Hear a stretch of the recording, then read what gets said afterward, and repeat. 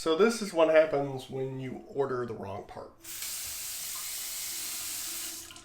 But don't worry, we got this video set up for you so you won't do what I did. Down below we'll have a link to the right handle and the left handle cartridges that we need.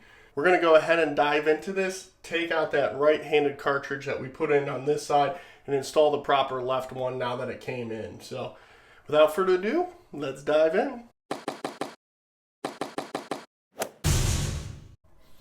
Okay, first things first, we want to shut off the water source. So we're going to go underneath the cabinet here, shut off both the cold and the hot, and now we can test and make sure that we have a good, proper shut off. Now we can remove this handle, which is just simply unscrewing that top cap, and now we can expose the screw, which takes a flathead screwdriver, and just simply loosen it and unscrew it. Now once you have that removed, you want to get your wrench here and go ahead and loosen up the cartridge.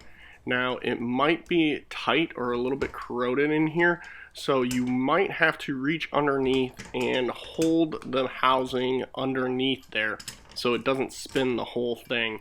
Mine was actually pretty easy to get out. I know in this example we're actually taking out a new one, but I will tell you the old one was just as easy to get out.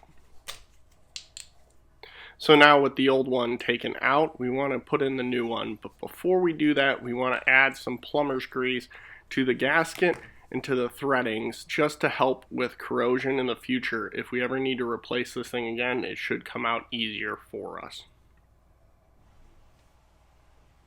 Now just be sure when you are installing the new cartridge, you do not want to get this cross-threaded. So use your hands, don't go cranking down yet.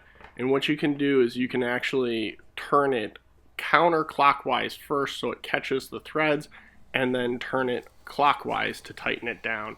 Once you get a good, nice, tight fit with your hand, you can go ahead and bring your wrench in here, again supporting that housing below, because you will feel it start to spin. That's when you need to make sure that you support the bottom so you can tighten the cartridge solid enough so you don't end up with a leak.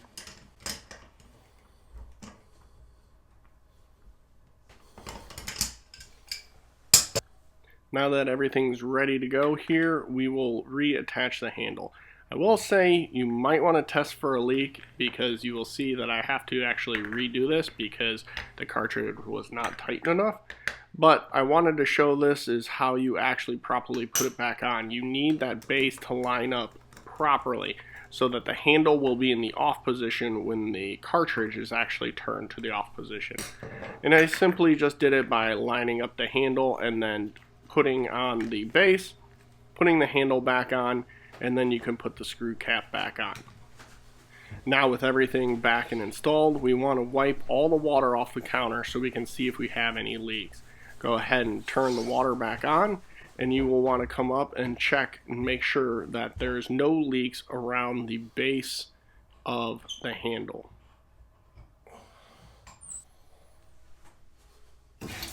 And as you can see here, when we turn the handle onto the on position, I'm actually underneath the sink checking for any leaks, but right here you start to see a slow leak appear from the base of the handle. That is from the cartridge not being tightened down enough.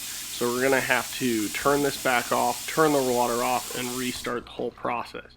One catch though is we're working on the hot, so if you were like me in this situation and the hot water was running for a while, that whole housing is going to be hot, so you're going to want to let it sit and cool before you go back and fix it.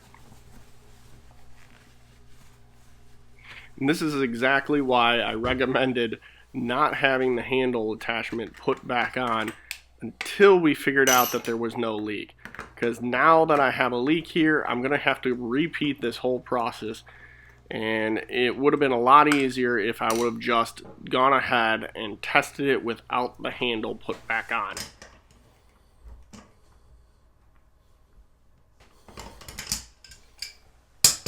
And if you're wondering how you could test it without the handle put back on, this is as simple as it gets.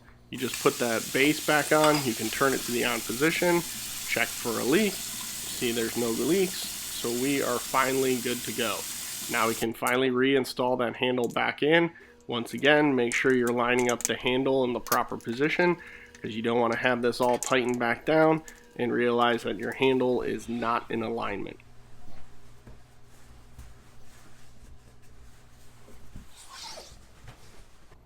So there you have it. We stopped our leaky faucet, and all it did was take just a simple replacement of the cartridge over there.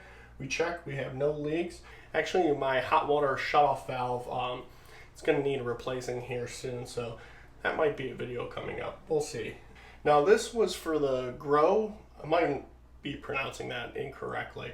It's a little bit different process than repairing the Delta handle like we did in our previous videos. So this one was very simple though. All it did was take a little bit of wrench to loosen that up. There wasn't really any corrosion, so it came out very nice. The quality of the stuff is pretty good, but the really important thing is don't make the mistake like I did and order the wrong part, as each side has its own individual part number. I'll have those linked in the description below, and if you use those, it does help us out as a channel, so we really do appreciate it. As for tools needed, really all you needed was the flathead, a wrench, and then I went ahead and I used some plumber's grease just to put around that gasket that was around the cartridge, just to make sure that it will hold up long term. So hopefully you found this video helpful and you were able to make the repair yourself. If it was, think about giving us a thumbs up, and we'd love to earn your subscription, as that also helps us out big time as a channel. And until next time, thanks for buzzing by. Now you take care.